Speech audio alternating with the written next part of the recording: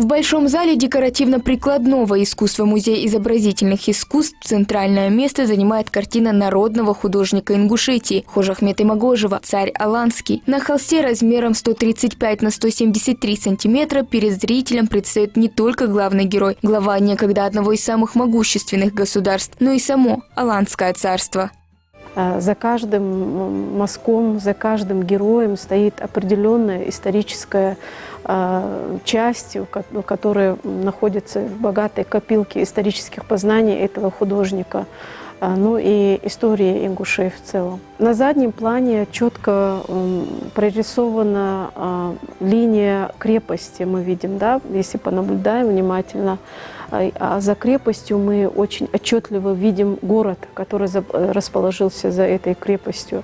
Поэтому такой эффект глубины, то, что мы можем дальше домысливать, придумывать, думать, здесь как бы художник оставил немножко вот за этой крепостью. И очень много исторических фактов, которыми сам художник с нами делится, и эти его глубокие познания, истории, они добавляют только ему чести, потому что не каждый художник способен именно воспроизвести и передать исторический план. Картина «Царь Аланский» является уникальным произведением искусства, созданным специально для музея. По мнению экспертов, существует еще одна подобная работа художника, выполненная в иной манере и повествующая совершенно другую историю.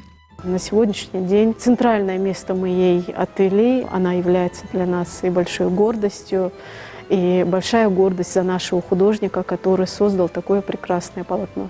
Стоит отметить, что данная картина не единственная в ряду произведений Хожахмета Имагожева, посвященных древним традициям и героическим деяниям аланского народа. Среди прочих работ выделяются полотна «Шелковый путь», «Гибель Магаса» и, безусловно, сама «Царь Аланский». На переднем плане полотна «Аланский царь» мы видим мощную, громадную фигуру царя Аланов, восседающим на коне. Художник создал эту композицию таким образом, что каждый зритель может наблюдать эту фигуру снизу вверх. И таким образом создается ощущение еще более такой сильной могущественности этого героя.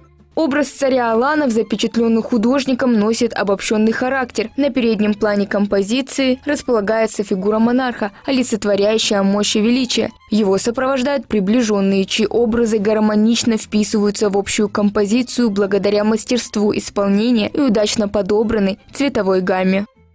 Здесь использованы более 13 слоев, тонких слоев, и в результате чего появляются вот такие цветовые эффекты. Один цвет плавно переходит в другой. Это очень сложная техника, потому что когда один слой накладывается, когда накладываешь следующий, очень возможно, что краски могут между собой перемешаться, так как художник не ждет, пока каждый слой высыхает. Это делается для создания определенного задуманного художником такого колора.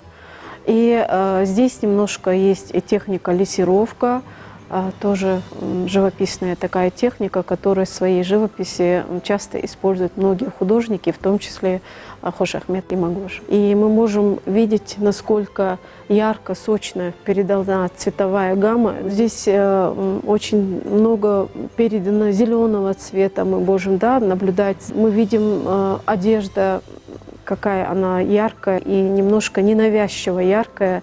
Она как бы и привлекает внимание, но и также не особо выделяется. Это тоже большая заслуга того, что художник умеет работать с цветом, и вот эти слои, которые он накладывает, очень кропотливо накладывает, создали вот такой прекрасный эффект.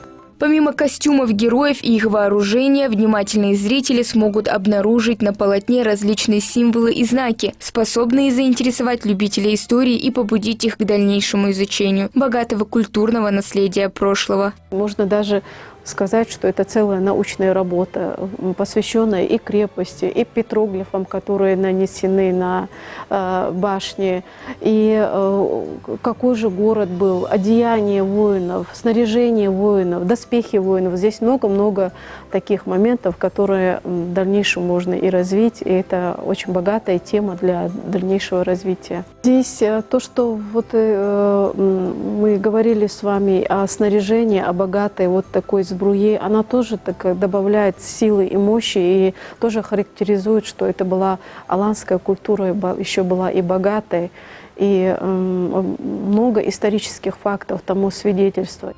Картина «Царь Аланский» была приобретена музеем в 2019 году. Сотрудники учреждения гордятся наличием столь значимой работы в своей коллекции, ведь она сочетает в себе художественную выразительность и глубокий историзм, превращая картину в своеобразный исследовательский труд.